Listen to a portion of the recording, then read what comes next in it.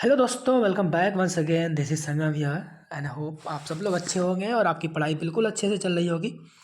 तो आज की इस वीडियो में डिस्कस करेंगे जिसको हम कह सकते हैं कि इंग्लिश की एक बैकबोन पार्ट्स ऑफ स्पीच जिसको हम कहते हैं। क्योंकि parts of speech English language का एक ऐसा पार्ट है जिसको जाने बिना आगे की चीज़ें बहुत अच्छे समझ पाना कहीं ना कहीं बहुत ज़्यादा मुश्किल होता है हमारे लिए। और एक बहुत ही बेसिक कॉन्सेप्ट है।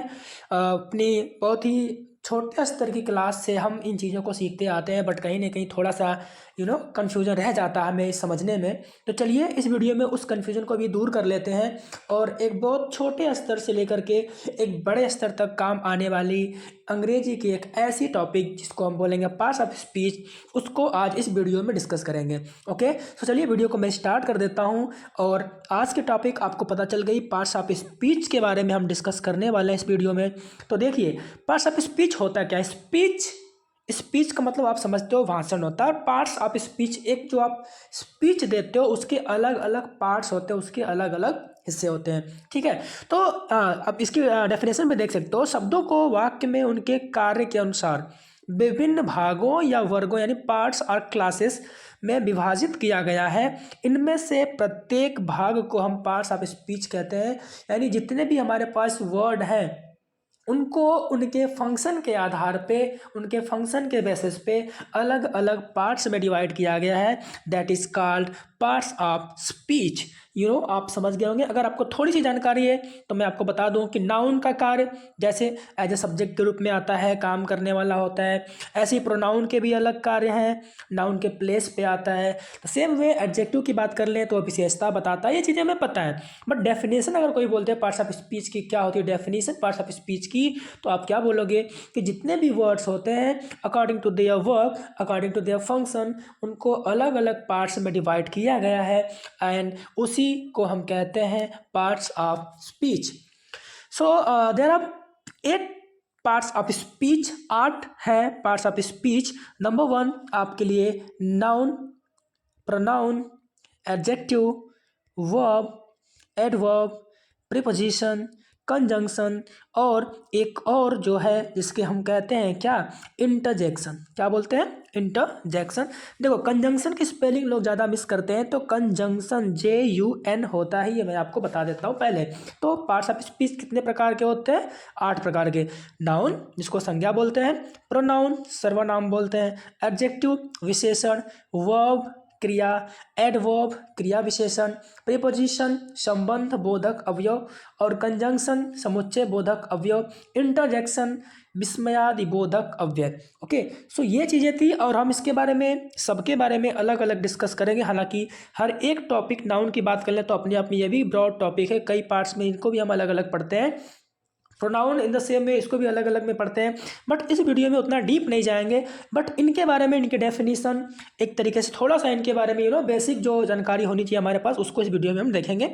बाकी की चीज़ें आगे चल के हम करेंगे। तो चलिए वीडियो को आगे और देखते हैं। अब इसमें हम बात करेंगे नाउन के बारे में। नाउन क्या होता है, हमें पता है, हमने बचपन से एक रट रखा है एक ये चीज़ कि noun is the name of person place और थिंग्स। बिल्कुल सही बात है, noun is the name of person place और थिंग्स। बट अगर हम इसको थोड़ा सा चेंज करें तो हम कह सकते हैं कि all naming words are noun. जितने भी नाम वाले शब्द हैं सारे नाउन हैं। जितनी भी हमारे आसपास जो कुछ भी दिखाई देता है, चप्पल, जूता, घर, गाड़ी, बंगला, वटेवर जो कुछ भी है, सब चीज़ों का कुछ न कुछ नाम होता है और उसको हम बोलते हैं नाउन। यानी जिसका भी नाम, जो भी नाम, वो क्या बोला जाएगा, नाउन बोला जाएगा। सो नाउन क्या है, किसी व्यक्ति, स्थान, वस्तु या फिर मानवीय गुण, विचार, अनुभव, इन सब के नाम को हम नाउन कहते हैं। एग्जाम्पल के लिए आप देख सकते हैं राज, दिल्ली, वाटर, ऑनेस्टी, ETC और भी जितने भी नाम हैं सारे नाम क्या बोले जाएंगे, इनको हम नाउन बोलेंगे। India is a great country, Ram is a doctor, kindness is precious. Country भी एक नाउन है, इंडिया भी नाउन है, राम भी नाउन है, डॉक्टर भी नाउन है, काइंडनेस भी नाउन है। ये सारी चीज़ें नाम है, दैट्स वाई इन्हें हम कहेंगे noun. Okay, I hope noun आपको थोड़ा सा जो जानकारी ये होनी चाहिए थी वो समझ में आ गया होगा। आगे भी देखते हैं। प्रोनाउन की बात करेंगे। तो प्रोनाउन क्या होते हैं? अभी इंग्लिश में क्या है, इंग्लिश में ऐसी व्यवस्था की गई कि नाउन को बार बार रिपीट न करें, यानी एक ही व्यक्ति के बारे में अगर कई बातें हमें करनी है, तो अगर मान लेते हैं कि वो राम है और राम के बारे में कई बातें करनी है, तो जहाँ जहाँ उसका नाम है वहाँ पे हमेशा राम राम राम यूज करेंगे, थोड़ा सा अजीब दिखेगा हमें। और इसी समस्या से बचने के लिए इंग्लिश में क्या किया गया, प्रोनाउन को लाया गया कि नाउन की रिपीटेशन को हम बार बार न करें। That's why we use pronoun. किसके प्लेस पे? नाउन के प्लेस पे। बोला जाता है pronoun is a word which is used at the place of noun. Noun के जगह पे जिसको हम यूज करते हैं उसे ही हम क्या बोलते हैं? प्रोनाउन बोलते हैं। तो जो शब्द किसी नाउन के बदले में प्रयोग किया जाता है उसे ही हम बोलते हैं प्रोनाउन। एग्जाम्पल के लिए ही, सी, इट, दे, ये सब क्या है? प्रोनाउन है। अब बोलो कैसे सर, कैसे? हमें तो समझ नहीं आया। जैसे मैं एक सेंटेंस यहाँ पे आपको लिख के बता देता हूँ, और ये रहा हमारा सेंटेंस। मैं लिखता हूँ कि Ram goes to school. Ram goes to school. Okay, ये रहा आपका सेंटेंस। अब बोलूँगा बताओ इसमें कौन आया? देखो राम आया, नाम, ये तो हो गया नाउन हमारा, ठीक है। बट अगर इसी राम के बारे में कुछ और बातें हमें करना हो कि राम ने वहाँ जाकर कुछ और काम किया, तो अब जो हम लिखेंगे सेंटेंस ना, वहाँ पे हम राम यूज नहीं करेंगे। राम चूँकि लड़का है तो इसके लिए हम प्रोनाउन यूज करते हैं ही। अगर किसी लड़की की बात होती है तो यूज करते हैं सी। ये तरीका होता है कि नाउन के रिपीटेशन से हम बचें, इसीलिए हम किसका यूज करते हैं? प्रोनाउन का यूज करते हैं, ठीक है। आई होप ये समझ में आया होगा आपको। और Mohan is a student, he is laborious and intelligent, ये कुछ प्रोनाउन के एग्जाम्पल है जहाँ पे मोहन की बात की गई थी एज ए नाउन, और मोहन के बदले अभी हमने जो प्रोनाउन यूज कर लिया वो प्रोनाउन कौन सा है? ही।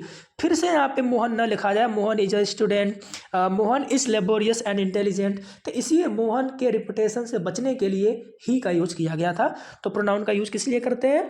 नाउन की रिपीटेशन से बचने के लिए, बार बार रिपीट न किया जाए उसे, इसीलिए हम प्रोनाउन का यूज करते हैं। आगे हम देख लेते हैं यहाँ पे एडजेक्टिव के बारे में। एडजेक्टिव क्या होता है, आपको इसके बारे में थोड़ी सी जानकारी होनी चाहिए। एडजेक्टिव वे शब्द हैं जो किसी भी नाउन या प्रोनाउन की विशेषता बताते हैं। ऐसे शब्दों को हम क्या बोलते हैं? एडजेक्टिव। जो भी कोई नाउन या प्रोनाउन को क्वालिफाई करता है उसे ही हम क्या बोलेंगे? एडजेक्टिव बोलेंगे। ओके, हम कह सकते हैं कि एडजेक्टिव एक क्वालिफाइंग वर्ड है। जी हाँ, बिल्कुल, एडजेक्टिव क्वालिफाई करता है। जैसे कुछ लिखे गए यहाँ पे, ब्यूटीफुल, रिच, स्वीट, टाल, गुड। मैं बोलो सीता इज ब्यूटीफुल, कैसी है सीता? ब्यूटीफुल है। उसके बारे में, सीता के बारे में एडिशनल इंफॉर्मेशन दे रहा है आपको कि वो कैसी है, तो उसे बोलेंगे adjective. Mohan is a rich man, Mohan कैसा है? Rich man. उस आदमी के बारे में एडिशनल इंफॉर्मेशन कि वह रिच है। आगे स्वीट हो गया, टॉल, जैसे कह सकते हैं Rakesh is a tall boy. तो ऐसे जो भी सेंटेंस होते हैं जिनमें नाउन या प्रोनाउन की विशेषता बताने वाला जो शब्द होता है उसको हम क्या बोलते हैं? एडजेक्टिव बोलते हैं। सुहानी इज ब्यूटीफुल।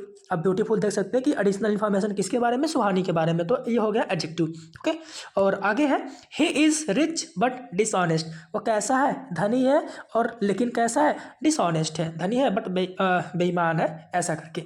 तो यहाँ पे एडजेक्टिव के बारे में हमने समझ लिया। जो किसी नाउन या प्रोनाउन को क्वालिफाई करेगा उसे हम बोलते हैं क्या?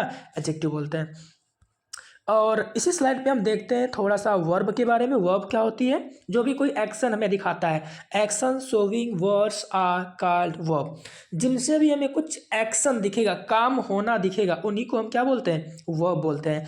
तो एक ऐसा शब्द जिससे किसी कार्य के होने, अधिकार या अवस्था का बोध हो उसे ही हम क्या बोलेंगे? वर्ब कहते हैं। एग्जाम्पल में डांस एक एक्शन है, ईट एक एक्शन है, रीड यह भी एक एक्शन है, स्लीप एक एक्शन है। तो इस तरीके से हम कह सकते हैं कि एक्शन शोविंग जो भी वर्ड्स होते हैं उनको ही हम क्या बोलेंगे? वर्ब बोलेंगे। वी आर वॉकिंग, वॉकिंग करते हैं तो एक एक्शन होता है चलने का, उसे हम बोलेंगे verb. Sita dance too well, Sita ने अच्छे से डांस किया, डांस इज एक्शन, यह भी एक्शन है। ओके, तो अब चलते हैं वर्ब के बाद हम बात करेंगे यहाँ पे आपके सामने एडवर्ब के बारे में। इसके बारे में, एडवर्ब के बारे में। देखो ज़्यादातर हमें यही पता रहता है कि एडवर्ब जो होता है वो वर्ब को क्वालिफाई करता है, बट ये बिल्कुल बात सही है, बट उसके साथ एडजेक्टिव, और वो एडवर्ब खुद भी एडवर्ब को क्वालिफाई कर सकता है। सो वे शब्द जो अपने प्रयोग से किसी वर्ब को, किसी एडजेक्टिव को, किसी एडवर्ब को, खुद एडवर्ब को भी क्वालिफाई करता है और अधिक स्पष्ट कर देता है या विशेषता बताता है, उसको ही हम बोलते हैं एडवर्ब। यानी जो किसी वर्ब के बारे में, जो किसी एडजेक्टिव के बारे में, जो किसी एडवर्ब के बारे में एडिशनल इंफॉर्मेशन और हमें देता हो उसे ही हम क्या बोलते हैं? एडवर्ब बोलते हैं। जैसे एग्जाम्पल देखते हैं, सी राइट्स क्लियरली। सी राइट्स, वो लिखती है तो कैसे लिखती है? एडिशनल इन्फॉर्मेशन क्या है? क्लियरली, साफ साफ लिखती है, बिल्कुल क्लियर लिखती है। सी राइट्स क्लियरली यानी उसके एक्शन के बारे में और एडिशनल इन्फॉर्मेशन यहाँ पे हमें इस क्लियरली से मिला था। दैट्स वाई यह क्या है? एक एडवर्ब है। Mohan is a very bold, Mohan बहुत ही बोल्ड है। देखो बोल्ड होना एक एडजेक्टिव है। मोहन कैसा? बोल्ड, निडर है वो। बट इसी एडजेक्टिव के बारे में एक और आ गया आगे, वेरी बोल्ड, बहुत ज़्यादा बोल्ड है वो, बहुत ज़्यादा निडर है। करेजियस, डेयरिंग, ठीक है, इसको हम कह सकते हैं बोल्ड, बहुत ही निडर है, साहसी है। तो जो यहाँ पे एडजेक्टिव के बारे में, किसी वर्ब के बारे में, किसी एडवर्ब के बारे में एडिशनल इन्फॉर्मेशन देता है उसको बोलते हैं एडवर्ब। अब जो नेक्स्ट टॉपिक की हम बात करेंगे वो हमारा है प्रीपोजिशन। आगे चल के ये जो टॉपिक है ना आपके लिए बहुत ही ज़्यादा इंपॉर्टेंट हो जाएगी। बट इस वीडियो में तो हम केवल एक जनरल डिस्कशन कर रहे हैं यहाँ पे, थोड़ा सा उनके बारे में पार्ट्स ऑफ स्पीच के जितने पार्ट्स हैं उनके नेम, उनकी थोड़ी सी डेफिनेशन समझ लेते हैं कि कैसे हम इनको पहचानेंगे। अब जो इसके बाद वीडियो अपलोड करूँगा मैं, उस वीडियो में हम क्वेश्चंस को करेंगे, एक्सरसाइज करेंगे और उसमें फाइंड करेंगे कहाँ पे वर्ब है, कहाँ पे एडजेक्टिव है, कहाँ पे प्रोनाउन है, कहाँ पे प्रीपोजिशन है, ये फाइंड करेंगे। क्योंकि ऐसे क्वेश्चंस एग्जाम्स में काफ़ी ज़्यादा पूछे जाते हैं। ये जो वीडियो अभी मैं इस समय बना रहा हूँ ये छोटे बच्चों के लिए भी इंपॉर्टेंट हो जाएगी, क्योंकि उनके लिए जो बेसिक पार्ट्स ऑफ स्पीच को समझना होता है कहीं ना कहीं आसान हो जाएगा। और मुझे पता है ये टॉपिक बहुत ज़्यादा लोगों को क्लियर भी है, बट जिनको नहीं क्लियर है ये वीडियो खास करके उनके लिए रहेगी। तो आगे देखते हैं प्रीपोजिशन के बारे में। प्रीपोजिशन, प्री और पोजीशन दो चीज़ों से बना है। प्री मतलब होता है बिफोर, किसी चीज़ के पहले आना, ठीक है, तो डेफिनेशन पे मिलती जुलती होगी इनसे।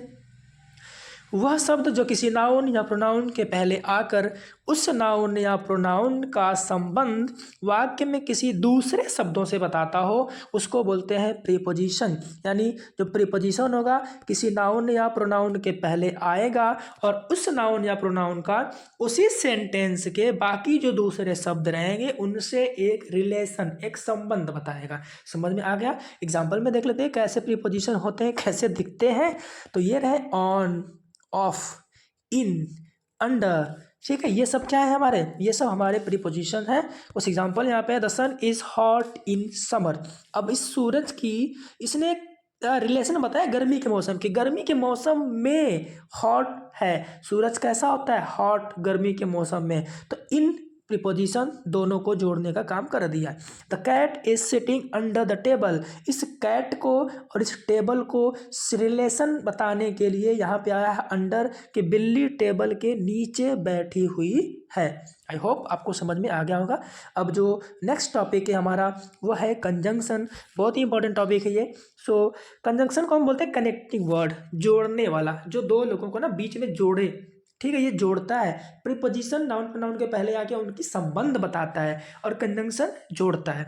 वह शब्द जो शब्दों, शब्द समूहों, वाक्यांशों, उपवाक्यों या वाक्यों को जोड़ता है। मीन्स जो दो वर्ड्स को जोड़ सकता है, क्लासेस को जोड़ेगा, फ्रेजेस को जोड़ेगा, या फिर दो सेंटेंसेज को भी जोड़ सकता है, उसको ही हम क्या बोलते हैं? कंजंक्शन बोलते हैं। यानी इनका काम जोड़ने का होता है, बिल्डिंग करने वाले ये होते हैं। जैसे बट, एंड, और, येट, इफ, ये इसके अलावा और भी बहुत सारे कंजंक्शन होते हैं। Okay, conjunction is a connecting word, ये जोड़ने वाले शब्द होते हैं। नेक्स्ट जो हमारी टॉपिक है अभी, अच्छा कुछ और एग्जांपल कंजंक्शन के एग्जांपल यहाँ पे आप देख सकते हैं कि आई एम पुअर, मैं गरीब हूँ। यू आर रिच, आप धनी हो। बीच में जोड़ने के लिए कौन आया? बट। मैं गरीब हूँ लेकिन आप कैसे हो? धनी हो। तो बट जोड़ने का काम कर दिया, ये एक कंजंक्शन है। आगे चलते हैं। I will not go out if it rains. I will not go out, मैं बाहर नहीं जाऊँगा। इट रेन्स, अगर बरसात होती है। तो बीच में दोनों को किसने जोड़ दिया? इफ ने। इफ क्या है? कंजंक्शन है। आई होप क्लियर होगा आपको। आगे हमारी last topic parts of speech का जो 8वां हिस्सा है वो है इंटरजेक्शन। कहीं ना कहीं इसको हम इग्नोर करते हैं, बट अभी जो जितने भी एग्जाम्स होते हैं कहीं ना कहीं ये पंक्चुएशन में या फिर अलग अलग पार्ट्स में ऐसी गलतियाँ इंटरजेक्शन की भी दी जाती है। तो ये बहुत ही इंपॉर्टेंट है समझना। वे शब्द जो मानव हृदय के आकस्मिक भावों जैसे हैप्पीनेस, सॉरो, सरप्राइज, इन सब चीज़ों को एक्सप्रेस करते हो उनको ही हम बोलते हैं इंटरजेक्शन। जो हमारे फीलिंग्स को, हमारी भावनाओं को, दुख हो, सुख हो, या फिर प्रसन्नता हो, या फिर आश्चर्य हो, इनको एक्सप्रेस करेंगे, उनको क्या बोलते हैं? इंटरजेक्शन बोलते हैं। और इनके अंत में नोट ऑफ इंटरजेक्शन जरूर आता है। इसको हम क्या बोलते हैं? नोट ऑफ इंटरजेक्शन या फिर मार्क ऑफ एक्सक्लेमेशन भी बोला जाता है इनको। ये साइन आप पहचान लीजिएगा, हम इसका यूज भी करते हैं, आप जानते भी होंगे इसको। तो ये जरूर आता है। एग्जाम्पल, होरा। होरा मतलब होता है जब आप कभी बहुत ज़्यादा खुश हो और उस खुशी को एक्सप्रेस करने के लिए जो आपके पास एक वर्ड होता है उसको बोलते हैं होरा। और आहा और ओह, वंडरफुल, बहुत अच्छी चीज़ तो वंडरफुल। ओह बोलते हैं जब कोई नुकसान हो जाए, कुछ गलत हुआ तो बोलते हैं ओह, ये कैसे हो गया, तो ऐसा ओह बोलते हैं। और एग्जाम्पल है अलास आई एम अनडन, बड़े दुख की बात है। आई एम अनडन, अनडन मतलब कोई काम जो पूरा ना हुआ हो। Hurrah we have won the match, खुशी की बात है कि हमने मैच क्या कर लिया? जीत लिया। आई होप ये वीडियो आपको पसंद आएगी। अगर आपको वीडियो पसंद आए तो प्लीज़ वीडियो को लाइक करेंगे और चैनल को सब्सक्राइब करना बिल्कुल ना भूलें। Thank you so much. इसकी अगली वीडियो में आपको मिलेगा कुछ एक्सरसाइज जिनमें हम फाइंड करेंगे सारे पार्ट्स ऑफ स्पीच को। Okay, thank you so much.